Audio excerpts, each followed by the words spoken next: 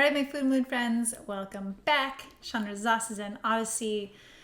Okay, today we're going to the dark side. We're going to talk about the shitty parts of having a shitty gut.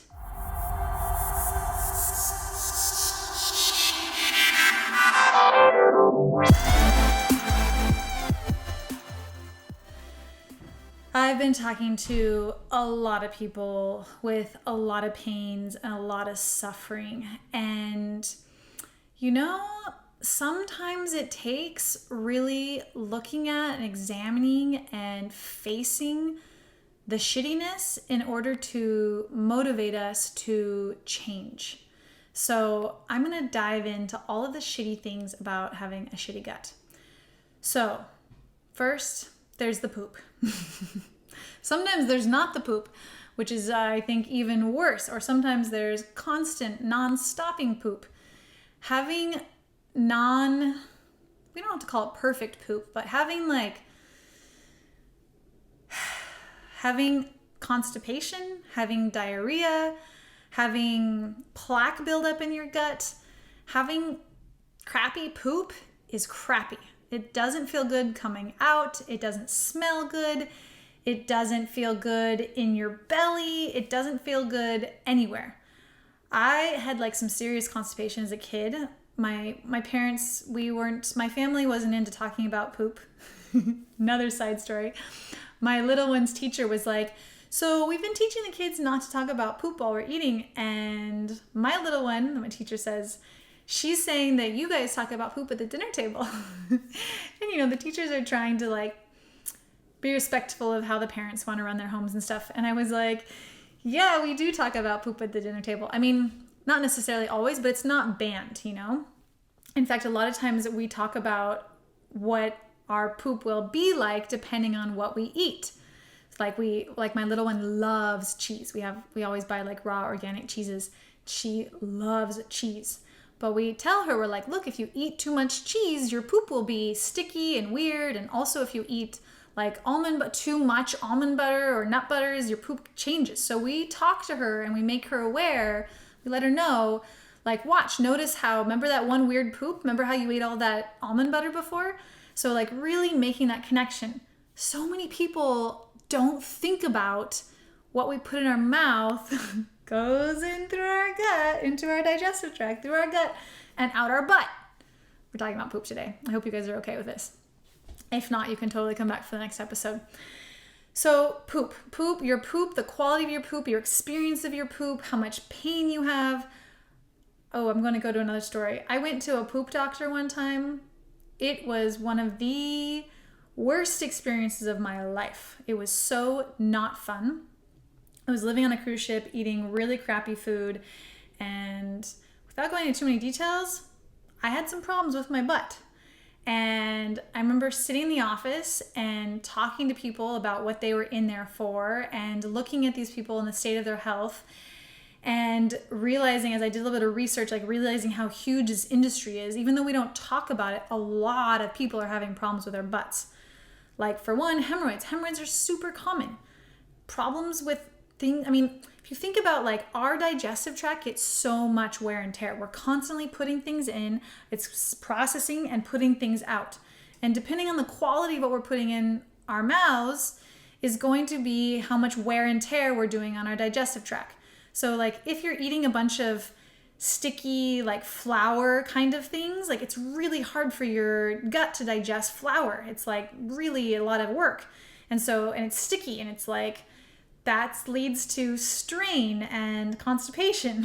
Wow, I'm totally going to all the places. So, one of the worst things about a shitty gut is the poop quality. And I think I'll leave the poop talk at that. The other thing about having a shitty gut is having an imbalanced microbiome. I have one person I'm talking to right now who's talking all about their stinky farts. And they're wanting to invest in their gut health because they want to save the people around them from smelling this smell. So when our microbiome is off, which means that the unfriendly guys have gotten a foothold and the friendly guys have the disadvantage.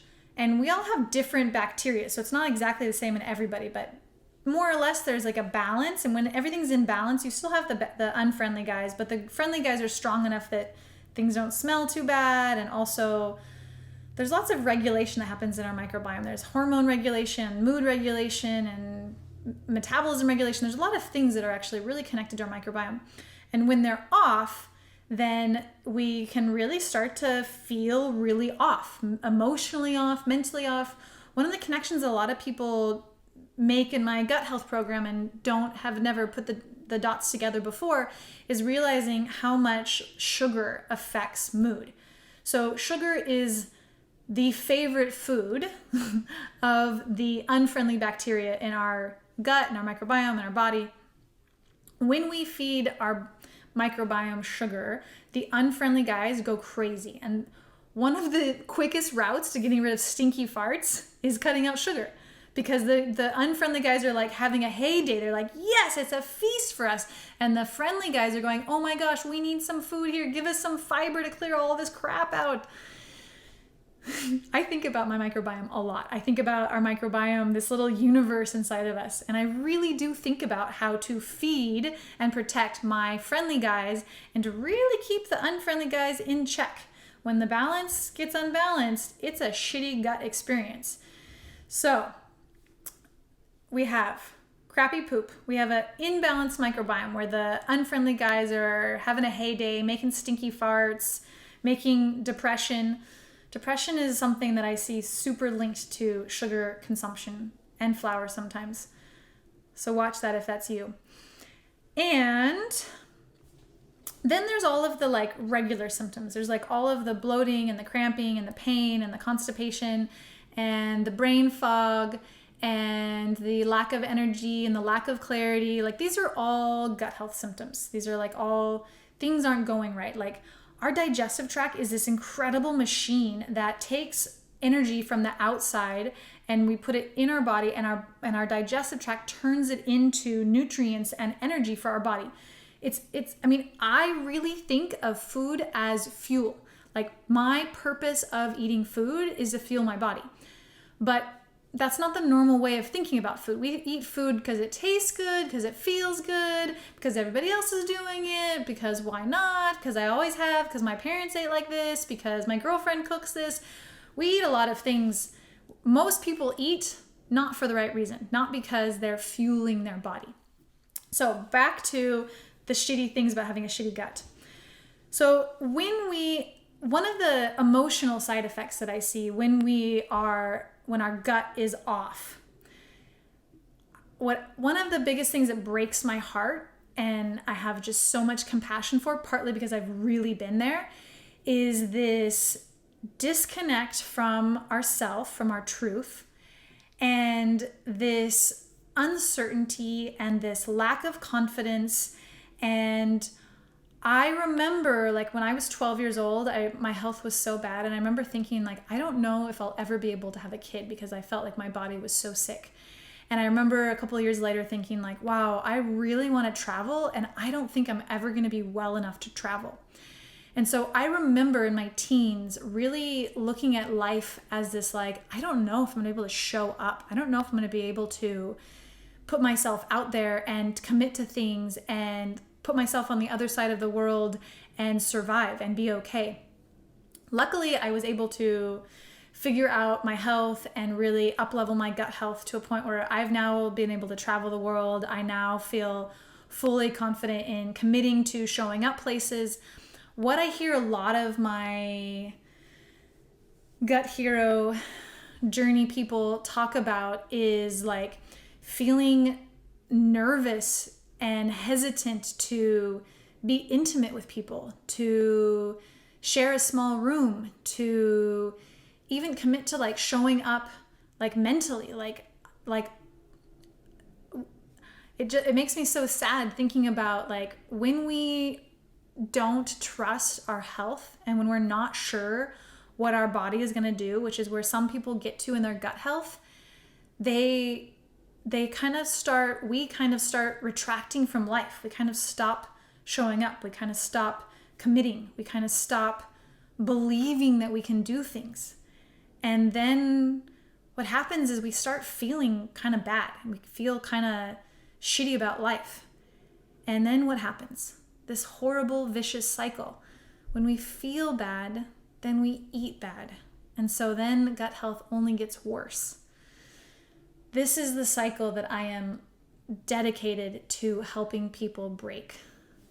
And the coolest thing is that like what we do first is we work on feeling better first, because it's this feeling bad that drives us to eating bad. When we start eating better, when we start feeling better, then we start eating better. And then when we start eating better, we start feeling better. And then when we start feeling better, we start eating better. And it becomes a cycle in the opposite direction. So, the shitty things about having a shitty gut, or the worst things about having a shitty gut, yes, there's symptoms. Yes, there's physical symptoms. And those are by no means not less shitty and not hard and not less hard. But for me, it's when we stop showing up, when we start retracting from life, when we stop putting ourselves out there, when we stop connecting because we don't believe in our own capability, we don't believe in our body's ability, in our mental ability, in our emotional ability, in our innate health's ability. When we start pulling back and retreating and escaping and watching more TV and eating more junk food, it's a big downhill from there. It's a really, really big downhill. And so the chafing thighs of being overweight, the clothes that don't fit, the brain fog. Brain fog was honestly one of my worst symptoms of my gut health. I hated my brain fog. I had like a low-level headache most of my teens. And getting rid of that headache and getting rid of that brain fog felt like a freaking miracle to me. It really was. So wherever you're at with your gut health, I'm guessing that if you're listening to this, you either really love me, which is awesome, thanks for being here, or you're learning about your gut health through the information that I'm offering and sharing and teaching. So the biggest thing that I want you to take away from this is like, yes, it's important to really face and look at the shitty parts and look at what's not working and look at the patterns. But the more or equally important piece is believing that change is possible, is believing that just because your gut health is poor now, or that you're having the symptoms that you're having now, it doesn't mean that you have to stay that way. It doesn't mean that it has to get worse. There is a way to interrupt your patterns, your habits, your food consumption, the ways that you normally deal with and face your emotions. Like, our emotions are one of the biggest reasons that we eat crappy, because we feel bad, right? When you feel bad, you eat bad. So you don't have to feel bad. Like, yes, you need to feel the important, worthy emotions, but you don't have to feel guilty and shame, and you don't have to beat yourself up. Like, you can stop that. And that's going to really help you eat better.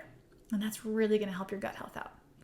So I hope that plants some really delicious seeds for you, some really gut-friendly, healthy seeds. And have a beautiful week. I'll see you next time.